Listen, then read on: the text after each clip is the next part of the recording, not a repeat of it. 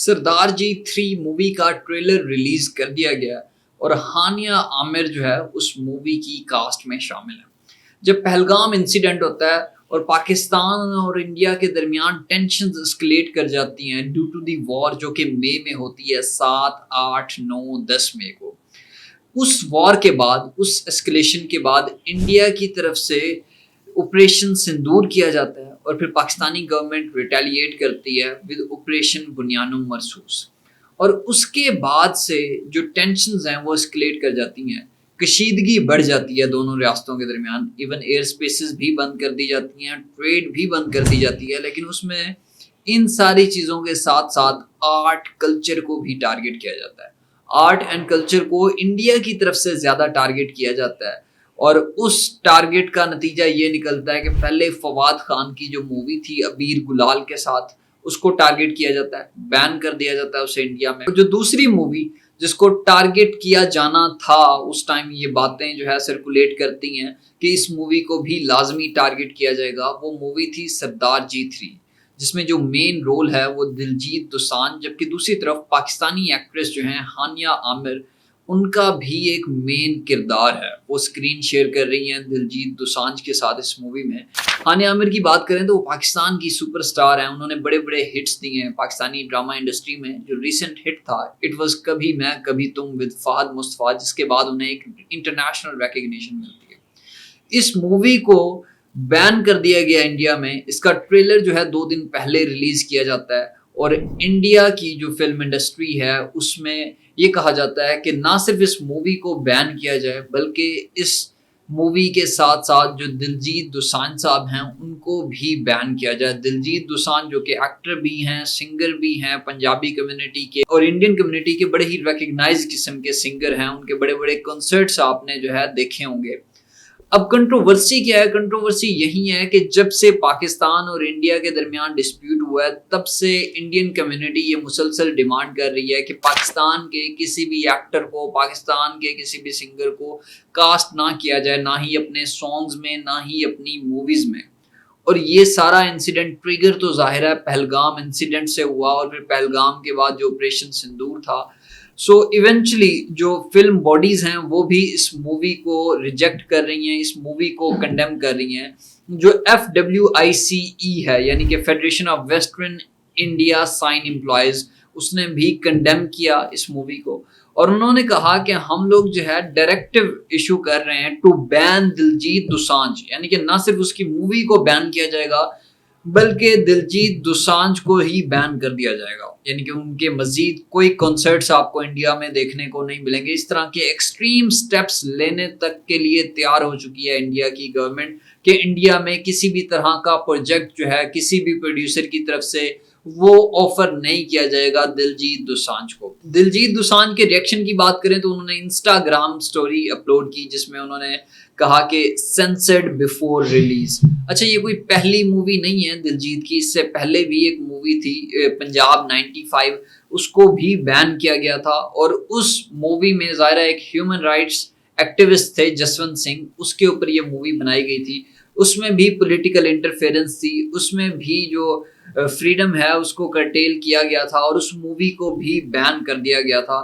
یہ جو مووی ہے 95، this is still unreleased in India, کیونکہ اس مووی میں پہلے تو 127 سینز کو کٹ کیا گیا، اس کے بعد بھی اس مووی کو ریلیز نہیں کیا گیا۔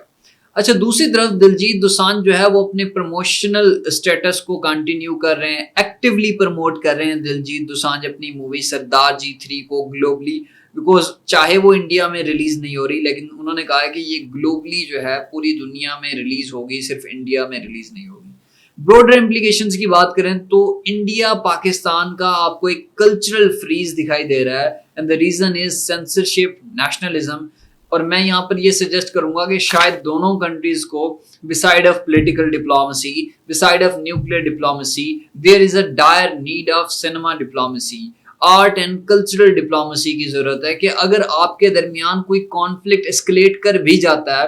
تو پھر بھی آپ at least art and culture کو ٹارگٹ نہ کریں۔ اس طرح کا کوئی میمورینڈم، اس طرح کی کوئی انڈرسٹینڈنگ اگریمنٹ پاکستان اور بھارت کو ایک دوسرے کے ساتھ سائن کرنا چاہیے۔ جبکہ مودی گورنمنٹ کے بارے میں بات کروں تو they are basically politicising the art. آپ پالیٹکس کو تو کرتے تھے, باقی ریلیجن کو بھی آپ پولیٹیسائز کرتے تھے, but nowadays you are even politicising the art and cinema. اس کی وجہ یہی ہے کہ آپ کی جو گورنمنٹ ہے they are influenced with the Hindutva ideology, اور نیشنلزم کو ایز اے ٹول آپ یوز کر رہے ہو to police art, music and cinema. اور جو بیسیکلی انٹائی گورنمنٹ کوئی مووی بنائی جاتی ہے یا پھر گورنمنٹ کے سدھار کے لیے کوئی مووی بنائی جاتی ہے تو اس کو انٹائی نیشنل آپ لیبل کر دیتے ہو, سینسر کر دیتے ہو, بین کر دیتے ہو. یہ ویسے ہی ہے جیسے پاکستان میں ڈکٹیٹرز کے دور میں ہوتا تھا کہ اگر کوئی ہیومن رائٹس کے اوپر بات کرتا تھا, کوئی ہیومن رائٹس ایکٹیویزم کے اوپر کوئی مووی بنائی جاتی تھی, کوئی ٹیبلو کیا جاتا تھا تو اس کو اٹھا لیا جاتا تھا اور اس کو بین کر دیا جاتا تھا, اور اس کو کہا جاتا تھا کہ یہ غدار وطن ہے. یا انڈیا کی بھاشا میں اگر میں کہوں تو انڈیا میں بھی یہی کچھ کنٹینیو ہے, لیکن اس میں غدار وطن کو دیش دروہی کہتے ہیں. اچھا, یہ جو سینسرشپ ہے یہ صرف سینسرشپ کے اوپر بات ختم نہیں ہو رہی بلکہ انٹیمیڈیشن بھی کنٹینیوڈ ہے. جو central board of film certification ہے یہ کیا کرتا ہے, ایک پولیٹیکل ٹول کے طور پہ کام کرتا ہے, اور جتنی بھی اس طرح کی موویز ہوتی ہیں ان کو بلاک کیا جاتا ہے. جتنے بھی اس طرح کے آرٹسٹ ہوتے ہیں جو سوسائٹی کو ریفارم کرنے کے لیے کسی بھی طرح کی مووی بناتے ہیں تو اس آرٹسٹ کو جو ہے ٹارگٹ کیا جاتا ہے. اس آرٹسٹ کے اگینسٹ ڈفرینٹ جو آپ یہ کہہ لو کہ کمپینز چلائی جاتی ہیں تاکہ اس کو جو ہے بیش کیا جا سکے, سوشل میڈیا پر اس کو گالیاں پڑھوائی جاتی ہیں. ایسا لگ رہا ہے کہ رائز آف ایکسٹریمزم جو ہے انڈیا کا وہ صرف ریلیجیس پوائنٹ آف ویو تک محدود نہیں ہے, پولیٹیکل پوائنٹ آف ویو تک محدود نہیں ہے, even cultural and artistic point of view تک بھی وہ پہنچ چکا ہے. کیونکہ جو ایکسٹریمسٹ آرگنائزیشنز ہیں کچھ جیسے کہ بجرنگ دال ہے, RSS ہے, شیو سینا ہے, یہ لوگ کیا کرتے ہیں, یہ تھریٹن کرتے ہیں فلم سکریننگ کو, یہ تھریٹن کرتے ہیں اداکاروں کو, آرٹسٹ کو, اور ان کا مقصد یہی ہوتا ہے. یہ بیسیکلی کلیم یہ کرتے ہیں کہ ہم انڈین کلچر کو ڈیفینڈ کر رہے ہیں, لیکن حقیقت یہ ہے کہ آپ انڈین کلچر کو تباہ کر رہے ہو, ڈسٹرائے کر رہے ہو. You are suppressing the diversity, pluralism and the freedom of thought in India. آپ کوئی ڈیفینڈ نہیں کر رہے کلچر کو بلکہ آپ کلچر کو ڈسٹرائے کر رہے ہو. وہ انڈیا جہاں پر ہندو, سکھ, مسلم, کرسچینٹی, بدھزم, ان سارے کلچرز کی ڈائیورسٹی موجود تھی, اس کو آپ سنسکریتائزڈ کر رہے ہو, اپر کاسٹ ہندو نیشنلزم پروموٹ کر رہے ہو,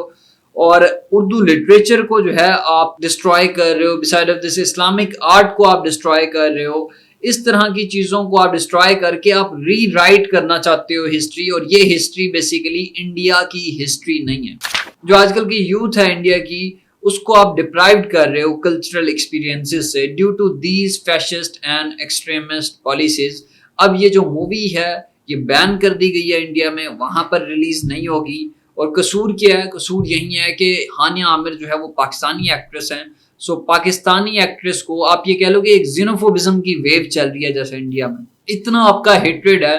کہ جس کا کوئی تعلق نہیں ہے, کوئی ملٹری سے کوئی تعلق نہیں ہے, وہ ایک ایکٹریس ہیں جو آرٹ کے اوپر کام کرتی ہیں, جو کہ سینما انڈسٹری سے بلانگ کرتی ہیں, آپ اس کو بھی ٹارگٹ کر رہے ہو, ہٹ کر رہے ہو. جبکہ دوسری طرف پاکستان کی فلم فریٹرنیٹی جو ہے وہ اس ڈیولپمنٹ کے اوپر کافی خوش دکھائی دیتی ہے. یاسر حسین ہوں یا باقی جو ایکٹرز ہیں انہوں نے بڑا ہی پریز کیا ہے ہانیہ عامر کی پرفارمنس کو اس ٹریلر کو دیکھنے کے بعد. تو یہ تھی ہماری آج کی ویڈیو, آپ سے ملاقات ہوگی اگلی ویڈیو میں.